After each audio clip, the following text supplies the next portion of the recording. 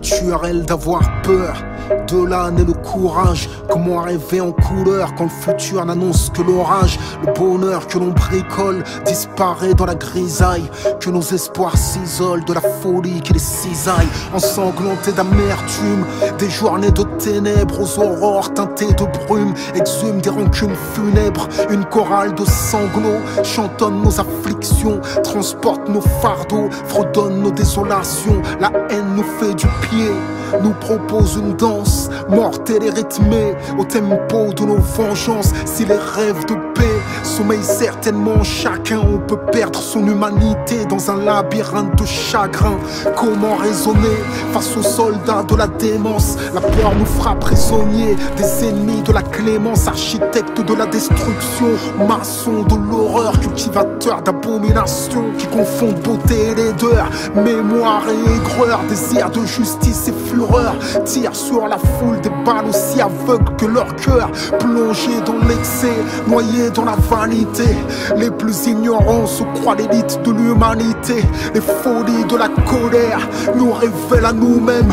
On sait ce que l'on tolère, qu'une fois face à l'extrême, un seul tonnerre de violence assourdit nos beaux discours et nous voilà prêts à jeter la France dans la guerre civile d'Éric Zemmour. C'est le jeu de la division, du commerce, de la terreur. Comment faire sombrer la nation dans la déraison puis l'horreur. Des chefs d'orchestre sordides instrumentalisent nos peines de piètres cupides qui détestent plus qu'ils n'aiment. Ceux qui désirent l'affrontement souvent ignorent sa réalité. Leur arrogance n'a d'égal que leur lâcheté. Ils soufflent sur des braises planquées dans leur confort, nous chantent la Marseillaise tant que la mort reste inodore. Ils pensent la guerre mais ne porteront jamais le treillis.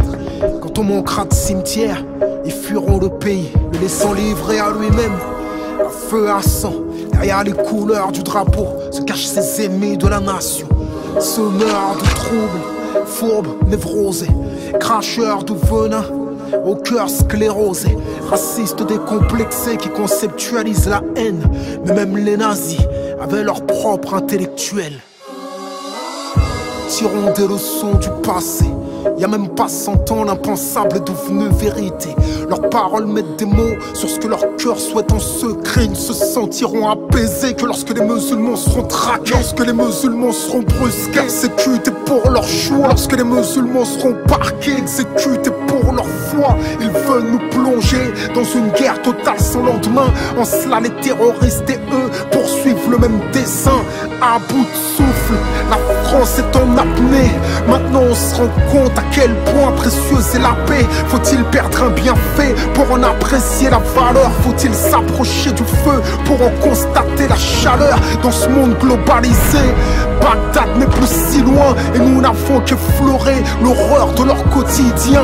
Brutal est le réveil de nos années d'insouciance. Combien de peuples s'éveillent chaque jour sous l'état d'urgence, empli de compassion. Quand la terreur nous assiège, on a d'autres préoccupations que de jouir de nos privilèges. De la Libye à la Syrie, ils reproduisent les mêmes erreurs. Leur politique extérieure nous fait saigner de l'intérieur. Expansion guerrière, à peine maquillée.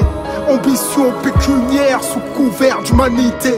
Condamnation arbitraire, puis silence injustifié. Utilisation vulgaire du concept de liberté pour la survie des vôtres. Est-ce que la mort des autres est vitale? Des frappes chirurgicales à bon sur un hôpital. Comment condamner ici tout en finançant là-bas? Nous sommes otages de vos jeux de pouvoir que vous faites passer pour des combats. Du sang sur les mains, du pétrole dans la rétine. Les prétendus droits humains, chaque jour ils les piétinent, soutiennent ceux qui les combattent, combattent ceux qu'ils soutiennent. Démagogues, bureaucrates, politiques schizophrènes. La haine nous colle comme une ombre depuis que les faucons tirent sur les colombes. J'essaie encore de me montrer aimant, un saint d'esprit gouverné par des démons. On n'a plus pied dans cette mer de sang. Nos désirs de paix nagent à contre-courant. La pluie a beau tomber sur les cœurs asséchés, on voit rarement fleurir les rochers. La paix n'est qu'un cessez-le-feu, car certains rient de ce qui nous émeut, pendant que les fous tailladent des innocents. Je m'évade dans le sourire d'un enfant. Chacune de nos nuits attend son soleil. Faut-il que l'on meure pour quitter le sommeil? On n'a plus de choix, il me semble. On doit vivre ou mourir ensemble.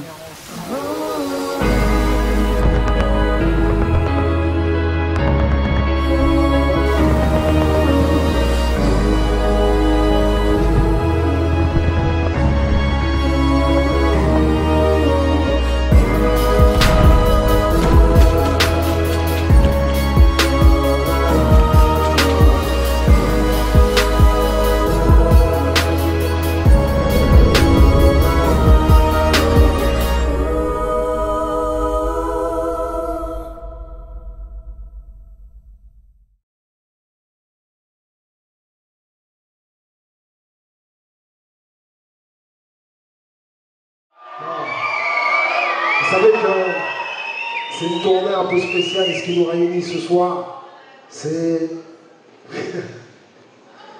mon association qui s'appelle ACES, comme apprendre, comprendre, entreprendre et servir. Et ce soir, le rappeur Kerry James est notre invité. J'ai fait cette tournée acoustique et solidaire dans laquelle je reverse une partie de mon cachet, mais je ne suis pas seul. Il y a aussi Florent Malouda, Omar Sy qui participe. On n'est pas condamné à l'échec, voilà le chant des combattants. Kerry James, aujourd'hui, c'est l'un des, sinon le chanteur populaire par excellence, quoi. Je pense que son parcours le montre. Il suffit pas de chanter, regarde comme il nous malmène. Il faut que tu apprennes, que tu comprennes et que tu entreprennes. Il nous a appris beaucoup de choses aujourd'hui. Il nous a dit de jamais rien lâcher quand tu as un rêve. Ce qu'il a dit, ça va nous aider pour notre vie. Pour moi, ça a un impact en fait. J'avais un rêve, mais je voulais le lâcher. Mais quand il a dit de ne pas lâcher, je vais pas lâcher l'affaire. À toi de voir, t'es un lâche ou un soldat. Les gosses, ils étaient pleins d'énergie. Je me demande à quel moment on transforme cette énergie-là en énergie négative en fait. Le projet de Kerry ACES, de vouloir rendre un petit peu au quartier où il a vécu, où il a côtoyé des jeunes, dont il connaît la réalité, est une très bonne chose.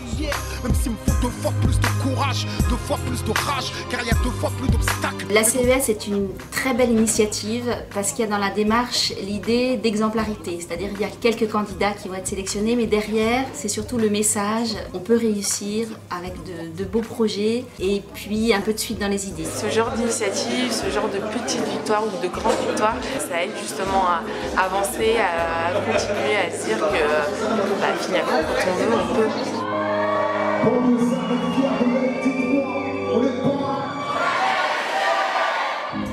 Allô Kevin, on voulait t'annoncer la bonne nouvelle Kevin, que tu étais le gagnant de la bourse ACES. Mais c'est bien Kevin. Ah Sandy. Ah. Bon t'es quand même le gagnant Sandy. Capable et coupable, exclu de l'emploi. Si je rechie comme un lion, c'est Très content d'avoir été sélectionné, ça me motive pour continuer sans m'annoncer. Si tu pleures, pleure des larmes de détermination, car ceci n'est pas une plainte, c'est une révolution. Après voilà, j'espère qu'on va distribuer du bonheur tout simplement, voilà, et de l'espoir.